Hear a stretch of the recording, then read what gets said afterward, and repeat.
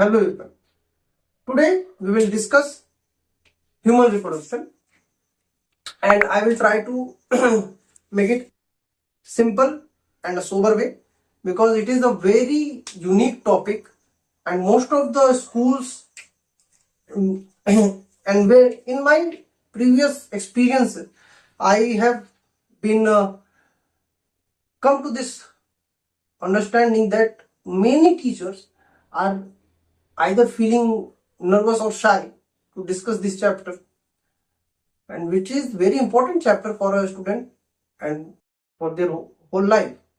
So I will try to make you understand this chapter in an easy way. So let's discuss some important points first. जैसा कि मैं बता चुका हूं पहले भी कि मैं इसको सिंपल तरीके से रखूंगा. ह्यूमन जो होता है ना, इसमें से सिर्फ ह्यूमन की बात करनी है तो ह्यूमन में दो जेंडर, मेल फीमेल. ठीक है, ह्यूमन में दो जेंडर हो गया, मेल फीमेल, और इसी को कहते हैं हमारे अंदर पाया था सेक्सुअल डायमॉर्फिज्म. और सेक्सुअल डायमॉर्फिज्म क्या है इसको समझना होगा. इसके साथ ओविपेरस एक शब्द होता है, इसको समझना होगा. ठीक है, यूनिसेक्सुअल एक शब्द है, इसको समझना होगा. ये तीन पॉइंट्स में पहले क्लियर कर दो. ह्यूमन यूनिसेक्सुअल होता है, ठीक है, यानी मोनोसेक्सुअल. अब यूनिसेक्सुअल होने का मतलब हो गया कि नर और मादा, मेल और फीमेल. ठीक है, हिंदी में कहते हैं इसको कहेंगे नर और इसको कहेंगे मादा. नर और मादा अलग अलग पाए जाते हैं तो यूनिसेक्सुअल हो गया. ठीक. ओविपेरस, देखो कुछ जीव अंडे देते हैं, कुछ जीव जो होते हैं वो बच्चे देते हैं. सॉरी, ओविपेरस नहीं, viviparous. Sorry, it's not oviparous, it's viviparous. Human is viviparous. जो अंडे देते हैं वो ओविपेरस है. मनुष्य जो है वो विविपेरस है. ठीक है, ये बच्चे देता है. तो वो सारे जानवर जो सीधे बच्चे पैदा करते हैं वो विविपेरस में आते हैं. इसके बाद सेक्सुअल डायमॉर्फिज्म. सेक्सुअल डायमॉर्फिज्म यानी अगर हम किसी जीव को सामने से देख के बता सकें कि वो नर है या मादा, लड़का है या लड़की, महिला है या पुरुष, उसे ही सेक्सुअल डायमॉर्फिज्म कहते हैं. तो identifying a gender bye it's external appearance, it is sexual dimorphism. बहुत आसानी समझने की चीज है. तो अगर हम कहें कि ये क्या है और कैसे है तो प्राइमरली ये समझ में नहीं आता है किसी में. 3 साल के जो बच्चे होते हैं, 4 साल तक, 5 साल तक जो डेवलप कर रहे हो, तो उनमें हम देख के नहीं बता पाएंगे लड़का है लड़की. अगर सेम तरह के बाल कटा दो, कपड़े पहना दो, तो उस समय तो क्लियर नहीं हो पाता है. लेकिन जैसे जैसे बड़े होते, प्यूबर्टी आती है, तो ये शरीर का विकास होता है, परिवर्तन होता है, तब उसके बाद ही सेक्सुअल डायमॉर्फिज्म सामने आता है. तो वो क्या परिवर्तन है, अब ये समझने वाली चीजें हैं. तो आफ्टर प्यूबर्टी जो बदलाव आते हैं, इसको मैं बाद में भी डिस्कस भी करूंगा. सेक्सुअल डायमॉर्फिज्म में जो पढ़ते हैं, आफ्टर प्यूबर्टी जो मेल होगा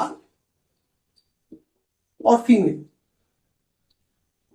तो मेल में क्या होगा, दाढ़ी मूछ आएगी, मुस्टैच, बियर्ड, कंधे चौड़े होते हैं. ठीक है, आवाज भारी होती है. अच्छा, ये इवोल्यूशन से लेना देना भाई, इसको ज्यादा दिमाग नहीं लगाना. इवोल्यूशन से लेना देना है इन सब चीजों का. और जब मैं इवोल्यूशन पढ़ाऊंगा बीच में बता रहा हूं कैसे. तो कंधे चौड़े होते हैं, आवाज भारी होती है, मस्कुलर बॉडी बनती है. ठीक है, दाढ़ी मूछ आते हैं, ये मेल के अंदर. फीमेल में आवाज पतली रहेगी, ब्रेस्ट एंड हिप का डेवलपमेंट शुरू हो जाता है, ग्रोथ होती है, मेंस्ट्रुएशन शुरू हो जाता है, और जो मेल होता है उसमें स्पर्म फॉर्मेशन शुरू हो जाता है. तो ये चीज है. इसमें body hair, basically facial hairs. ठीक है, बॉडी हेयर्स भी हालांकि बहुत कम हो गए बट रहते हैं बॉडी हेयर्स. ठीक है,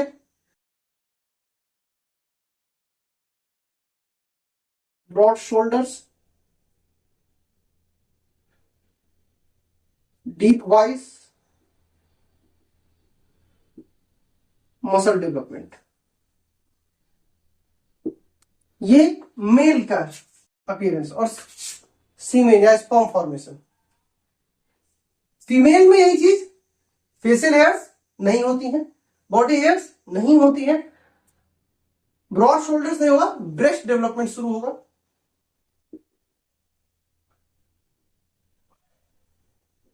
हिप एनलार्जमेंट या हिप डेवलपमेंट शुरू होता है।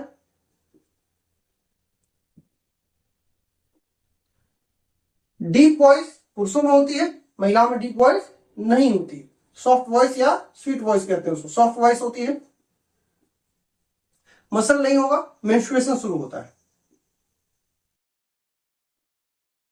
ठीक है, तो ये प्राइमरी एक हो गया कि क्या क्या परिवर्तन होते हैं। अब मैं बात करता हूं रिप्रोडक्टिव सिस्टम की।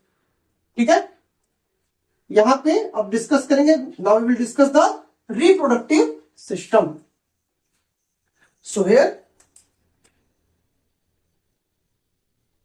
Human reproductive system. ठीक है, तो इसको थोड़ा समराइज करने के हिसाब से मैं रखूंगा।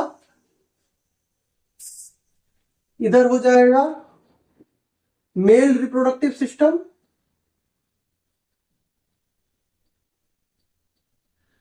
और इधर फीमेल रिप्रोडक्टिव।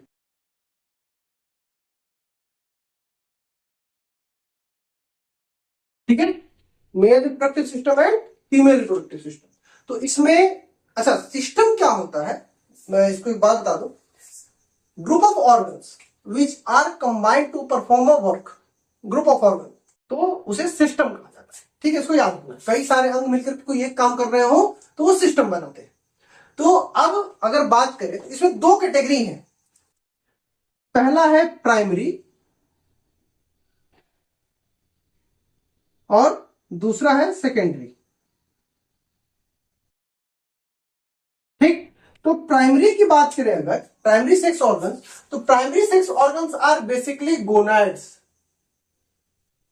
ठीक है, तो गोनाड्स में अगर बात करोगे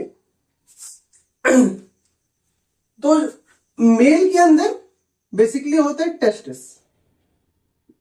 मेल के अंदर बेसिकली क्या हो जाएगा, टेस्टिस। ठीक है, बाकी जो मैं बताता चलूँ कैसे कैसे, पहले तो समझ लो कि ये कैसे काम करता है। तो मेल के अंदर हो गया टेस्टिस और फीमेल के अंदर हो गया ओवरी, ओवरीज दो होती है, ओवरीज। ठीक है, ये प्राइमरी हो गए। अब इनमें हार्मोन बनेगा, ये सब बनेगा, जो भी ये प्राइमरी है डेवलप हो रहा है। ठीक, इसके बाद सेकेंडरी में अगर बात करो तो मेल रिप्रोडक्टिव सिस्टम में पहले हम बात करें सेकेंडरी में, तो इन टू आउट चलते हैं, थोड़ा समझने में आसानी रहेगी। तो वॉसा डिफरेंसिया,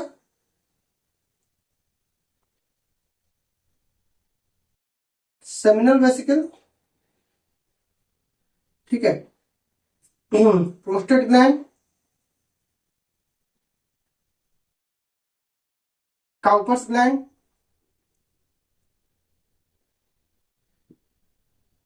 पेरिस। सेकेंडरी, अब इसमें आ जाओ तो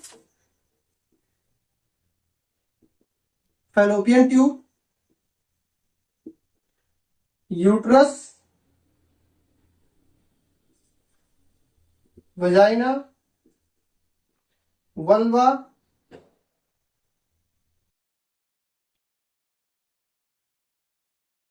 ऑर्थोनिन ग्लैंड,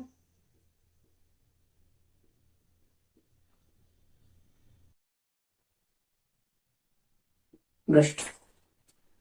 ये फीमेल के सेकेंडरी ऑर्गन्स हो जाते हैं।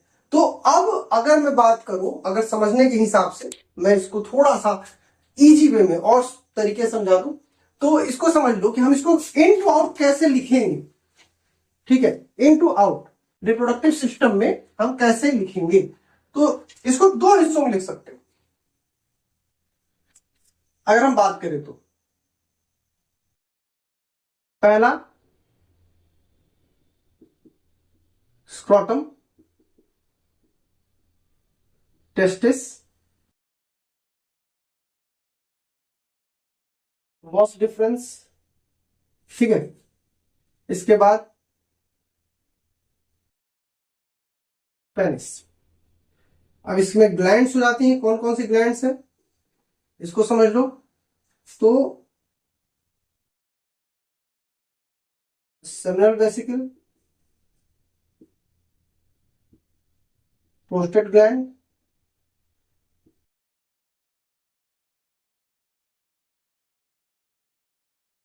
Corpus gland.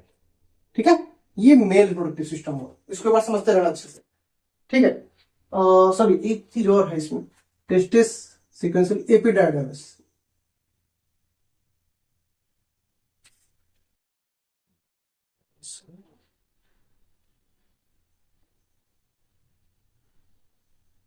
टेस्टिस एपिडायमिस का बहुत सा डिफरेंस।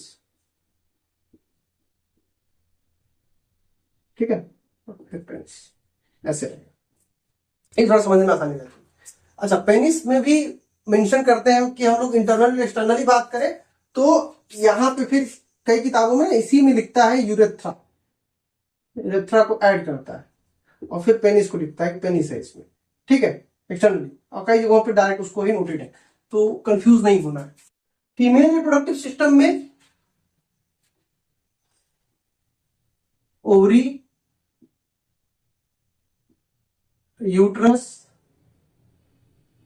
Vagina, vulva. ग्लैंड की बात की जाए तो बार्थोलिन ग्लैंड और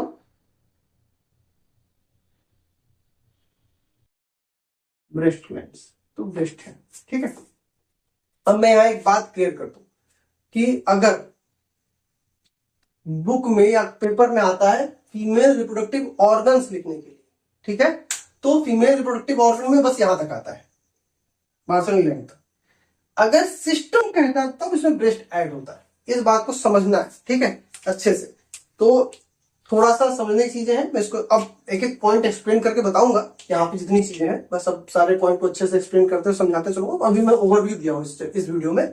और इस चीज को हमेशा ध्यान रखना, बोर्ड के एग्जाम में जब भी अगर आएगा तो अगर फीमेल रिप्रोडक्टिव सिस्टम पूछता है तब उसमें ब्रेस्ट इंक्लूड होता है, अगर सिर्फ रिप्रोडक्टिव ऑर्गन्स पूछता है तो ब्रेस्ट इंक्लूड नहीं होता है। अब इसका वाइवा में क्वेश्चन आता है कि क्यों नहीं होता है, तो उसका पीछे रीजन ये है कि रिप्रोडक्शन का ब्रेस्ट से कोई लेना देना नहीं। ठीक है, क्योंकि अगर उससे कोई इंपैक्ट होता तो साइज शेप मैटर करता, बट कोई मैटर नहीं है इसका, इसलिए सिस्टम में इंक्लूड नहीं करते। बट चूंकि ये इसका डेवलपमेंट ब्रेस्ट रिप्रोडक्शन से डायरेक्टली कनेक्टेड है, ब्रेस्ट डेवलप तो 12 साल की उम्र से करना शुरू कर देता है, लेकिन एक्टिव होता है आफ्टर द डिलीवरी, तो ये डायरेक्टली कनेक्टेड है और एक ग्लैंड के रूप में काम कर रहा है, इसलिए इसको रिप्रोडक्टिव सिस्टम का पार्ट माना जाता है। इस बात को हमेशा क्लियर रखना दिमाग में अपने। तो नेक्स्ट वीडियो में मैं डिस्कस करूंगा सारे सेक्शंस को, एक एक करके सारे टॉपिक्स को मैं डिस्कस करता चलूंगा। फिर आराम से पढ़ते ना, कोई भी डाउट हो, कुछ भी पूछना हो आराम से पूछो। मिलते हैं फिर नेक्स्ट वीडियो में, बाय बाय।